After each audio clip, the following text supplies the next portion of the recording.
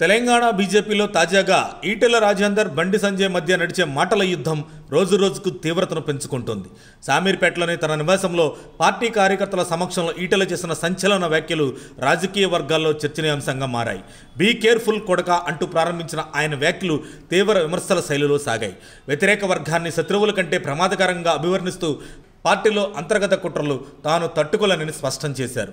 ఈ వ్యాఖ్యల లక్ష్యం బండి సంజయ్ అని విశ్లేషణ. కానీ ఇటీవల కాలంలో బండి సంజయ్ కూడా ఈటెల వర్గాన్ని పరోక్షంగా టార్గెట్ చేస్తూ విమర్శలు చేసిన సంగతి తెలిసింది. వీటికి కౌంటర్గా ఈటెల పదును పెంచారు. హుజూరాబాద్ నుంచి రాజకీయ ప్రస్థానం ప్రారంభించిన ఈటెల అక్కడ తన బలాన్ని కొనసాగించాలని చూస్తున్నారు. 2023లో అసెంబ్లీ ఎన్నికల్లో ఓటమి చెందిన ఆయన 2024లో మల్కాజ్గిరి పార్లమెంట్ స్థానం నుంచి ఎంపీగా గెలిచారు. అయితే తన సొంత నియోజకవర్గమైన హుజూరాబాద్ను మాత్రం వదులుకోవడం లేదు. అదే సమయంలో బండి సంజయ్ కూడా హుజూరాబాద్పై ఫోకస్ పెట్టారు. ఎందుకంటే అది ఆయన కరీంనగర్ లోక్సభ పరిధిలో ఉంటుంది. ఈ పరిణామాలు హుజూరాబాద్లో బీజేపీ వర్గాల మధ్య విభేదాలకు దారితీశాయి. ఈటెల వర్గానికి నామినేటెడ్ పదవులు రావడం లేదని, బండి వర్గం డామినేట్ చేస్తుందని కార్యకర్తలు ఆరోపిస్తున్నారు.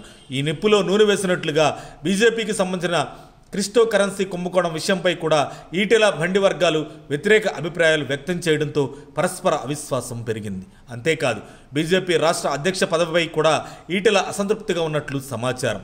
హైకమాండ్ తక్షణం స్పందించకపోతే పార్టీకి అంతర్గతంగా ఇంకా పెనుదెబ్బ తగిలే అవకాశం ఉందని అనుకుంటున్నారు రాజకీయ విశ్లేషకులు. ఈ రాజకీయ బాహుబలికి ఎప్పుడు ముగింపు వస్తుందో లేక మరింత ముదురుతుందో అనేది బీజేపీ అధిష్టానం తీసుకునే నిర్ణయంపై ఆధారపడి ఉంది.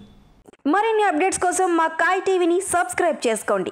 మా వీడియో కనుక మీకు నచ్చినట్లయితే లైక్ చేయండి, షేర్ చేయండి. మీ విలువైన అభిప్రాయాలను కామెంట్ బాక్స్లో తెలియజేయండి.